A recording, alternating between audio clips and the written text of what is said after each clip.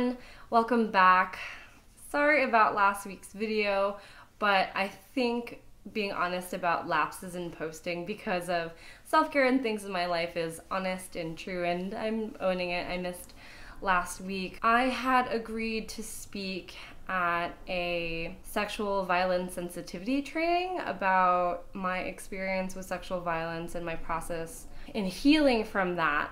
And that's a lot of heavy, deep introspection to figure out what and how can I tell my story about my sexual abuse and how I've healed from that to most benefit people who are trying to be support systems. I agreed to it thinking like, oh yeah, absolutely. I'm great at public speaking. I'm really comfortable with sharing intimate stories from my life, from my experience with sex and sex work, but I've never spoken publicly about my experiences in sexual abuse. And honestly, my industry family, my HoFam, is the system that saved me. While I was in this really abusive relationship that was emotionally abusive and verbally abusive and sexually abusive, that I would come to understand that that was what I was going through. While that was happening, I was in porn. And my porn family was the outlet that I had to talk about what was going on, and also helped me realize that what was going on at home was unhealthy, it was toxic, it was impacting me in such a way that I was losing my sense of self and my belief in myself and how I viewed myself. And also when it comes to sex, when I was dealing with that trauma at home, I was still a sexual person, but I wanted a safe space and a safe community with whom I could have sex, could have performative sex and also recreational sex that was fully consensual, safe, and sane. And I know this is a unique experience. Not everyone is ready immediately or in the middle of their trauma ready to have sex.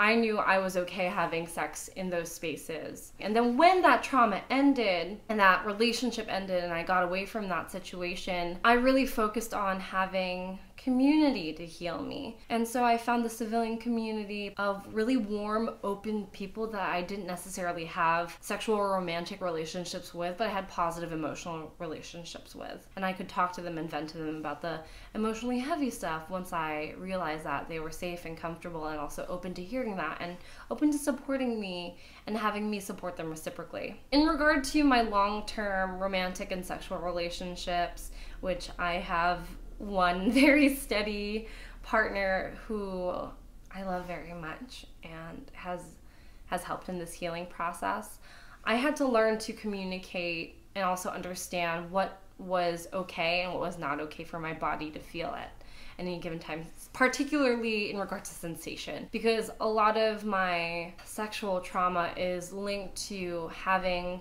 certain sensations and modes of stimulation connected to the feeling of being unsafe, the feeling of being threatened, and the feeling that this is a coercive act. So knowing what those types of stimulation may be was really helpful, because then I could communicate that to my partner. Coming to grips and facing and reflecting what had happened to me definitely makes sex work harder some days. There are some days where I'm really having a lot of flashbacks and reliving my trauma, and I know that all experiences are unique, and all I can do is offer you bits of mine to hopefully help you in whatever way it does. Thanks for being here. Thanks for being patient and kind and wonderful and loving.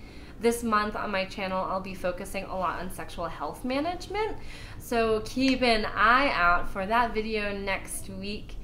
And again, thanks. Leave a question, comment, or concern down below. I'll take a look at them. Take care. Bye.